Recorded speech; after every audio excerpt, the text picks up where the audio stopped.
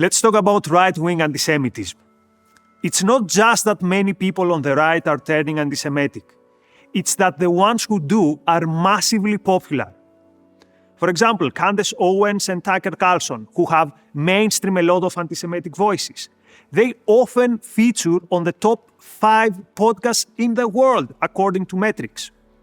The prominent anti-Semite Nick Fuentes, in only 3 podcast appearances on Tucker Carlson, Patrick Bet-David, and David Smith, has currently around 30 million views. 30 million views for Nick Fuentes. So anti-Semitism sells. There's a demand for it. And the question is, why? I'll be having these discussions with Phil Nottingham. He's been very kind to lend us his studio, and he's also someone who cares about this topic. So let's get the discussion going. Thanks, Nikos. So, Phil. What is the appeal of anti-Semitism? Well, the Jew is the perfect other. Throughout history, he's been perceived as different in every way, right? If you are a religious person, they have a different religion and they stick to it. If you are a leftist, they are the capitalists, they are the exploiters. Marx told us already on the Jewish question that the Jew is the capitalist. Or if you are a nationalist, who are these people who came from another land and they will never belong here? So they have this characteristic, they are the other, they are different. And the second thing why they make a good hate group is that they are successful. Successful, again, through Marx, the Jew is related to the capitalist. Although, whenever the racists want to play it the other way, they also say, the Jews are poor, they live in the ghetto. So whatever you want to achieve, you can flip it to they are very successful or they are dirty and poor. And so you see how this also is an irrational ideology, because the Jew is at the same time different things. Or they would say the Jew is like so boring, he only cares about money. And at the same time they will say, but also they are very, they produce, they are behind the porn industries, or they are very of loose morals. So completely opposite things. They have no loyalty to anything, and at the same time, they're very loyal only to themselves. So they can throw every garbage out there, and it will stick because the Jew is easily to be perceived as different and as successful. And we like nothing more than hating on the different and on the successful. It seems like throughout history, it's moments of turbulence, economic challenges, difficult times when anti-Semitism rears its head. Why now is it coming to the fore again? Well, right now we have a very particular situation, which has been the war in Gaza.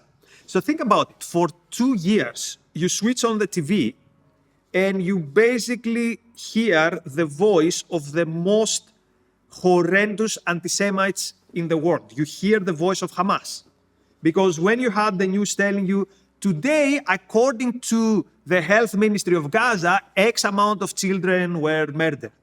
Then it makes sense that you're like, wait, what's happening? How are these people fine doing these things? Or when you have every celebrity, forget celebrity, every major institution in the West using the language of genocide, ethnic cleansing. If Israel was indeed committing genocide, we should indeed hate Israel, or we should be asking very serious questions. What are these guys doing here? And in many people's minds, Israel is the Jewish state. The Jews support Israel. Therefore, it's not only worth hating Israel, it's also worth hating the Jews. And let's be very clear, the transmission belt between the jihadist propaganda and the 8 o'clock news has been the left. It is the left that has popularized this modern libel, the idea that Israel is committing genocide.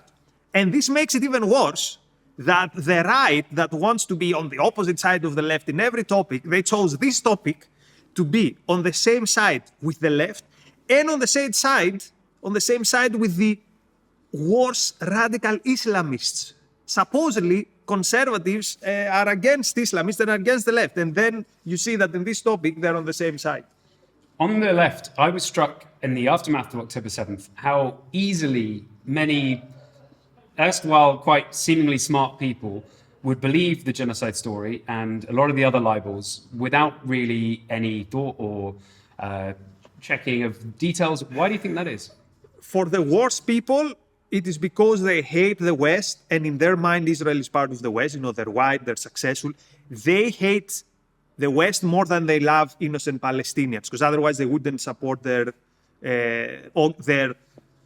oppressors, because Hamas is the oppressor first and foremost of the Palestinians, not only of the innocent Israelis that they threaten and that they kill every now and then, but also the least, like the average person, when every day you watch on TV that Israel murdered X amount of children.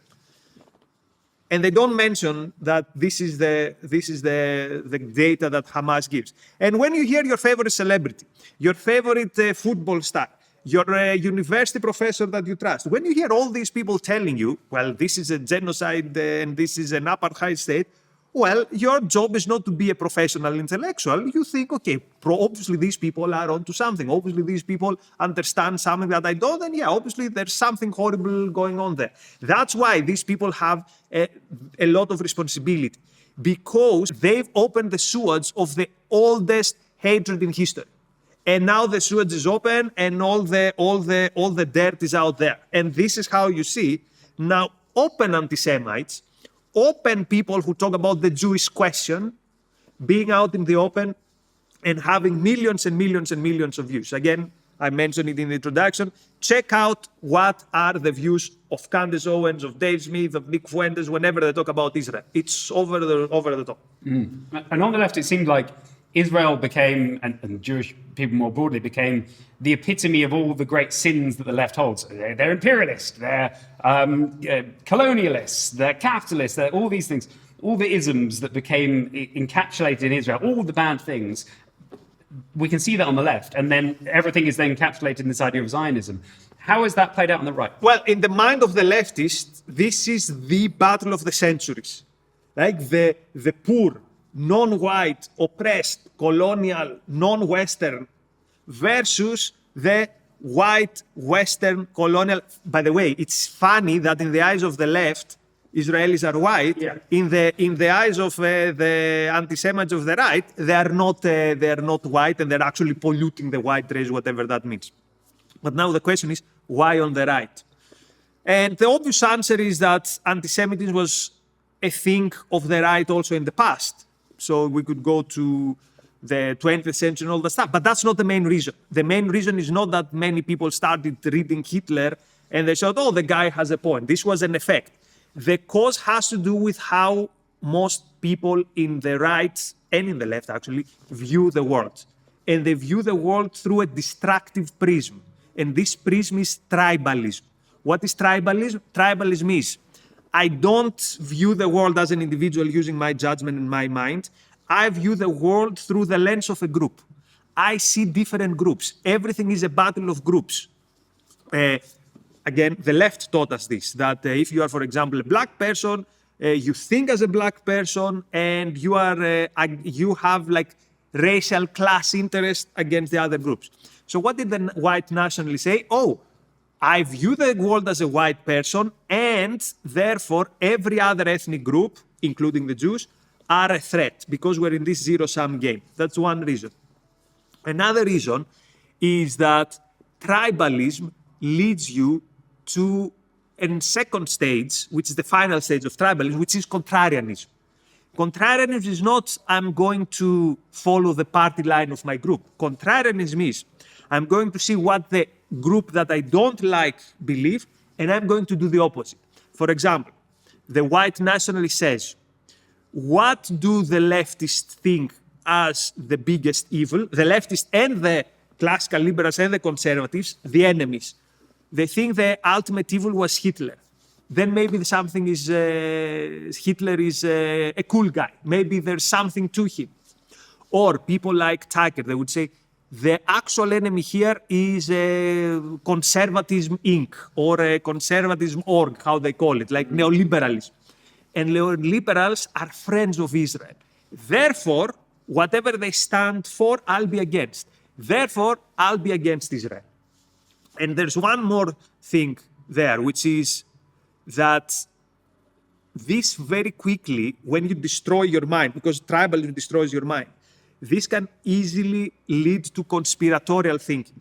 You cannot anymore use reason and facts to explain the world, so then you need to have these big stories to explain the world. And these stories become worse and worse and more crazy and crazier and crazier. So historically, certainly in Republican politics in the US and aspects of democratic politics as well, Israel's often been a kind of great friend of the United States, and the US has the largest diaspora Jewish population outside of Israel. How has suddenly the right become kind of anti-Semitic in this way, when historically there's a great tradition of Jewish participation in the right of politics in the US? Well, don't look for the facts again, because you aren't going to find anything. Look at how people think. And I think here a crucial factor was the whole COVID experience, the whole COVID tragedy, these 2 years of the pandemic. Now, there were very good reasons to have skepticism towards whatever the government was telling us, particularly when it comes to how we should react to COVID. And I was, from week one, I was on the barricades against the lockdowns.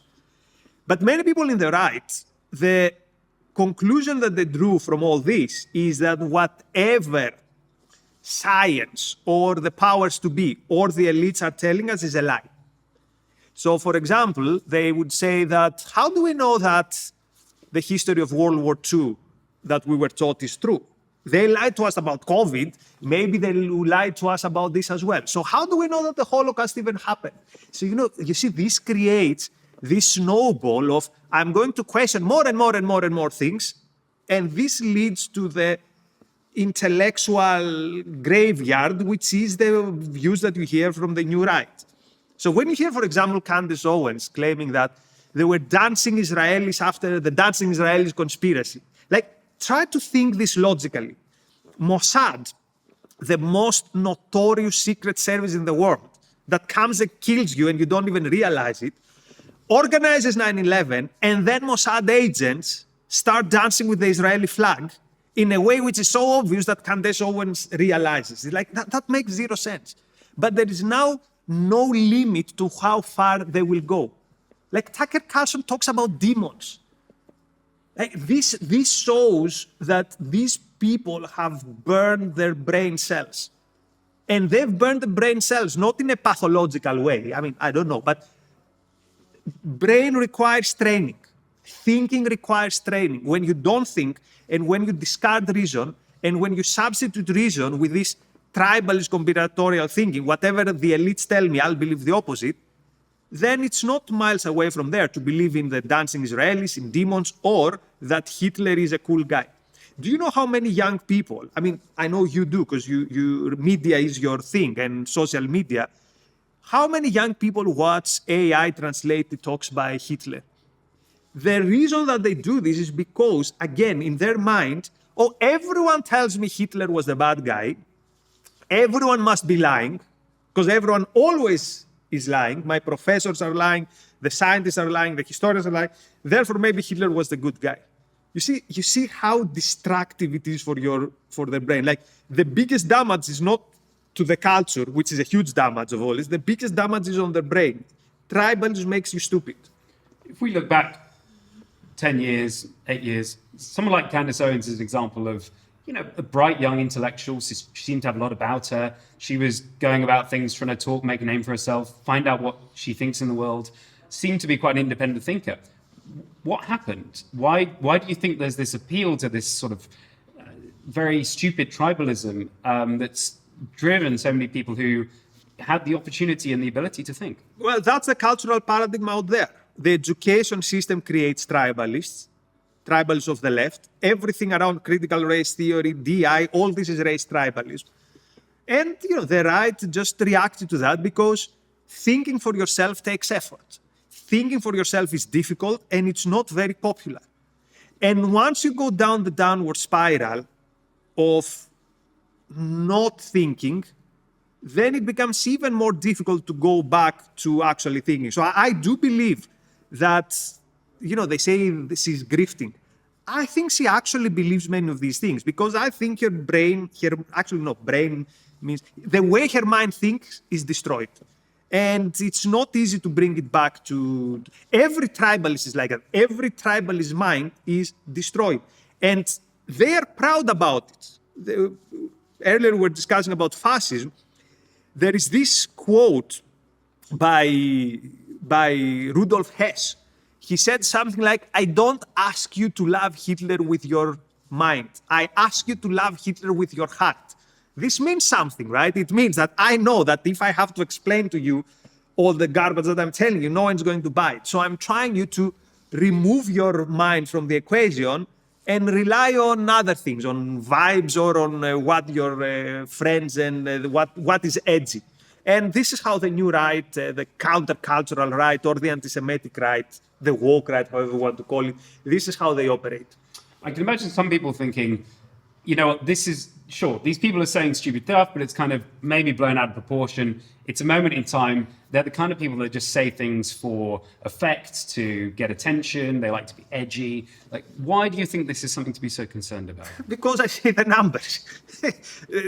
I mean, think about people like, let's say, people who don't buy into this. And check, let's say, their YouTube views and compare them with the YouTube views of all these people. There is actually demand for these ideas because, again, there are generations of people who were taught not to think, that thinking is a lie, that we cannot think, or we think as groups. And notice also this tribalism, right, that says there are no enemies on the right.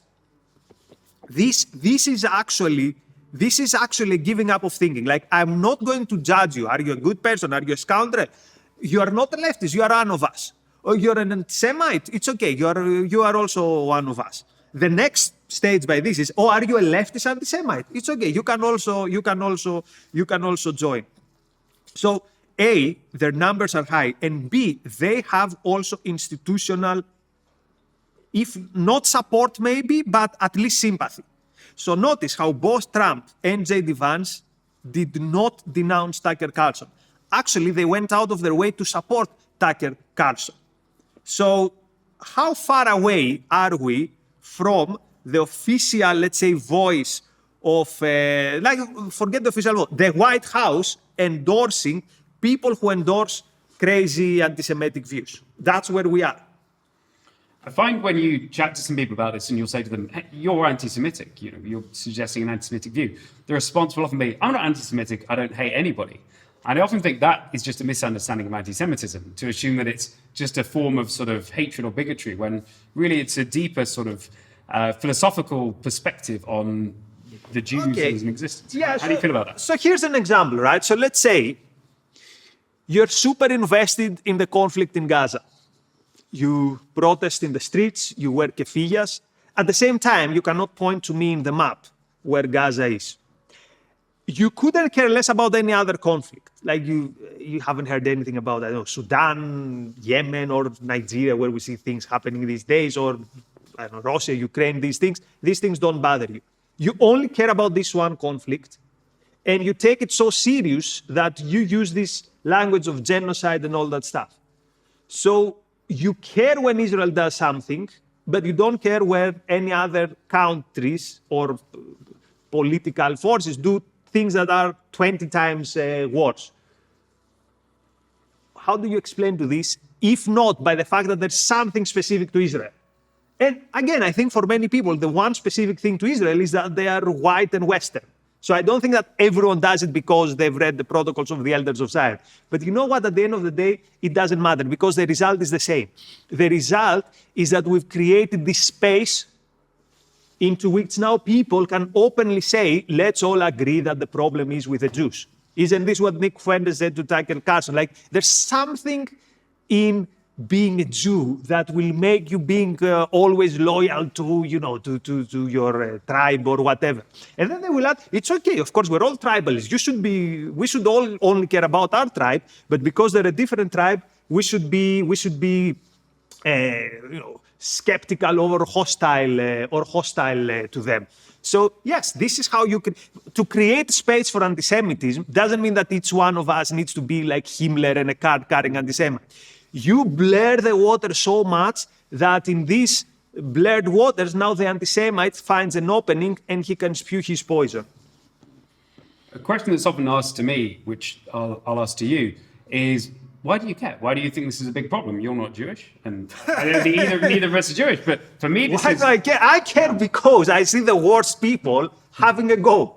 First of all, I'm a good human being, so even if I was not personally involved with this, I would still care because I'm a good human being and I don't want to see bad ideas triumph. But at the end of the day, when bad ideas triumph, you and me, I think you're also not like ethnically or racially or religiously Jewish. Yeah, we will also be hurt because we are supporters of the West. We also happen to be white. So, they were, in their eyes, not of the white nationalists, but in the eyes of every other anti-Semite, we are part of the problem.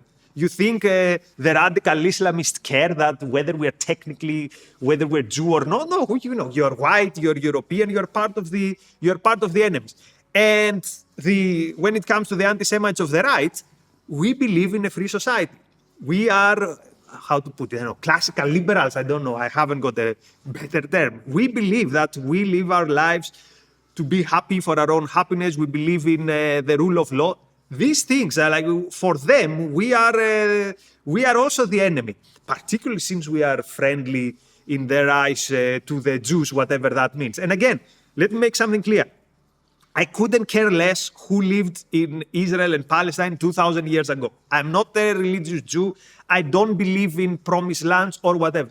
What I see is that you have a country that tries at least to be a free country of rule of law with many problems, right? But at least tries, and its enemies are clearly on the other side, clearly on the side of unfreedom, mysticism, barbarism.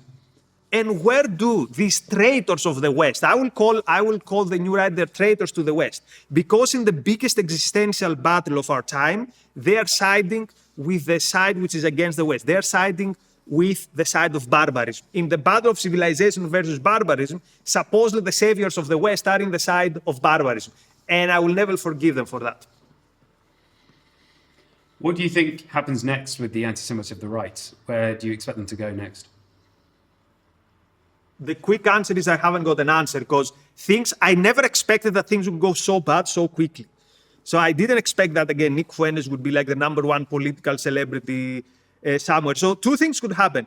Either there's going to be a revolt by good people on both sides, people from the central left, so to speak, and classical liberals and conservatives who can still think, coming together and say, this is not the country, the civilization, this is not the societies that we want. And we come together and we try to figure out a way to, again, bring back some form of reason, reality, that we cannot believe every crazy thing, that we cannot buy into every horrible, crazy idea. And either this will happen, and it will also have some electoral success, because it will start with the culture, but it will also translate in politics. Otherwise, soon we will be governed by the likes of a Tucker Carlson or the likes of a Nick Fuentes. And that is our predicament. If these people keep having the appeal they're having, and no one can stand up to them, or if the opposition to them is like a guy here, a guy there, then yeah, why not? Why not see in the White House a J.D. Vance with someone like, not Tucker Carlson necessarily, someone like Tucker Carlson? Why not? I mean, it's not outside of the imagination that it might happen, that you're going to have someone who is an anti-Semite or who harbors anti-Semitic views leading the free world, or being very close to the power elites of the free world.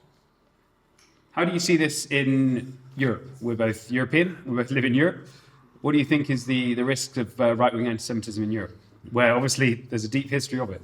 Well, in Europe it's a bit, maybe it's not that bad, I'm not sure. So in Europe, the biggest threat when it comes to anti-Semitism is, let's be honest with each other, there's so many people out there, particularly first, second generation immigrants, who bring the baggage of radical Islam. And they are institutionally anti-Semitic. And because many of the right are scared of this, instinctively they are more sympathetic to Israel. They understand that, okay, that now it's not the time to solve our differences with the Jews. Or maybe they are honestly friendly to the Jews. Like, I don't know, like Tommy Robinson, for example, in this country, I don't think he's grifting. I think he's genuinely sympathetic to Israel and to the Jewish people. Or at least I hope. So in Europe, because of the threat of radical Islam, I don't think there is much political space for open anti-Semitism. But again, who knows? I've been disappointed in the past, and I've been proven too optimistic rather than too pessimistic in the past. So maybe I'm wrong again. But in Europe, that's not the main problem at the moment. I think the populist right in Europe, it's bad in many, many ways. In that way, it's way better than the United States. Like, I don't see who would be the European Nick Fuentes. The Nick Fuentes in Europe are mostly on the left. And what do you think would be a good way to fight back against the anti-Semitism of the right? Just call it out. And not just call it out in terms of principles. Call out that this tribalism makes you stupid. Like, your life will suck if you're a tribalist. You distort your main tool of navigation. Like, you throw your life away if you destroy your mind. I mean, imagine if you took drugs that destroy your brain. Like, your friends would tell you, don't do it. You should have the same attitude to a tribalist. You could tell me, you could tell them, you are becoming stupid. You are destroying your mind. And by the way, while you're doing this, you're also destroying society. So you are affecting also those around us.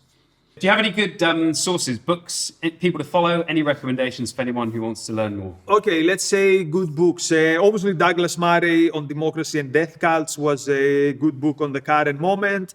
Elan Journo, my colleague, wrote a good book overall on the whole Israel and the West thing called What Justice Demands.